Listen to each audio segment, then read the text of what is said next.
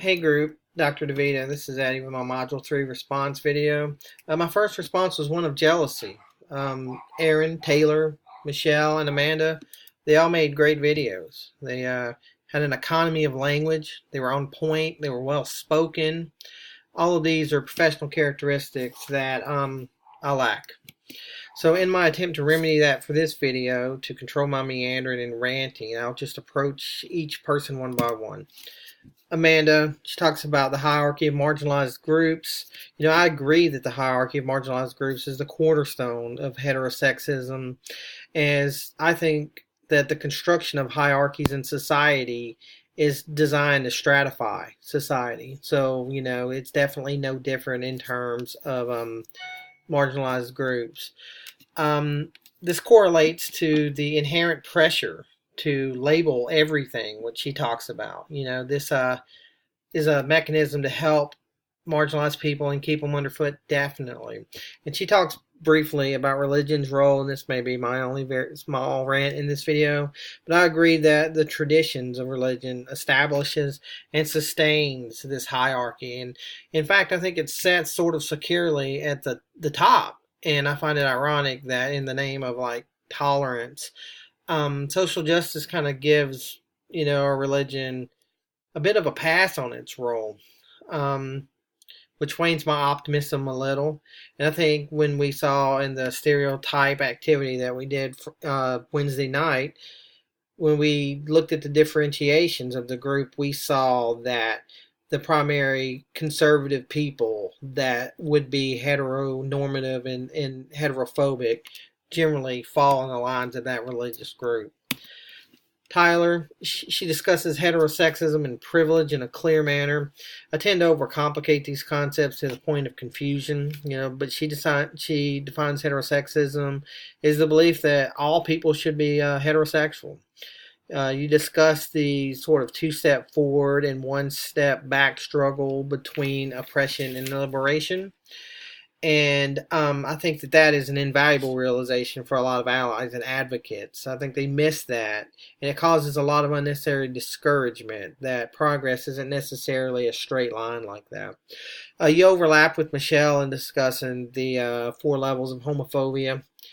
The personal, the interpersonal, the institutional, and the cultural aspects of homophobia. And Michelle quotes the book, I believe she's quoting the book, when she says that heteronormative people don't have to worry about coming out.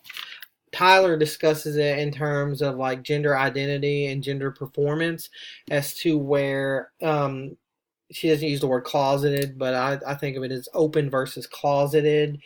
And to the degree that you're open or closed about your gender identity depends upon your location, where you are. And, that's discouraging. It's definitely something that as a person enjoying heterosexual privilege, I don't experience that. And I remember being an undergraduate and taking several courses in sociology with a lot of LGBTQ students. And I remember thinking, and of course, I didn't understand why LGBTQ plus students put so much time and energy, all their political energy, into their sexual identities. I remember lamenting that, if they didn't have to do that and they could channel it more toward like anti-war and anti-capitalist and environmentalist movements, then the left really could change the world. But, now I realize that that's just a privileged perspective on my behalf. Erin, powerful Erin. She speaks concisely and is solution oriented, which I like. She states outright that masculinity is homophobia and that masculinity equals power, which essentially was my entire 7-minute long video in a sentence. She states that we all deserve to live without constantly fighting for acceptance, which I completely agree. And then she discusses one of the big key terms of this module, the patriarchy. She did have one quote, which I will put up here. She states, "What evil requires is that ordinary people do nothing." That's actually a Winston Churchill quote. And I think it's kind of apt because he was referencing Nazi Germany, of course. And when you think about it, the majority of Germans didn't want to kill or eliminate the Jews. It was really, really a very, very small minority of fanatical Nazis. However, the peaceful complacency, passivity, and inaction of the majority of those Germans in a way contributed toward the fanatical 2% toward committing the Holocaust. So their passivity was irrelevant, and their passivity in a way was responsible for the Holocaust, which, is the take-home message that I'm receiving so far in this module. It's the awakening, the learning of new concepts, and the call to action. How you just, there's really no middle ground.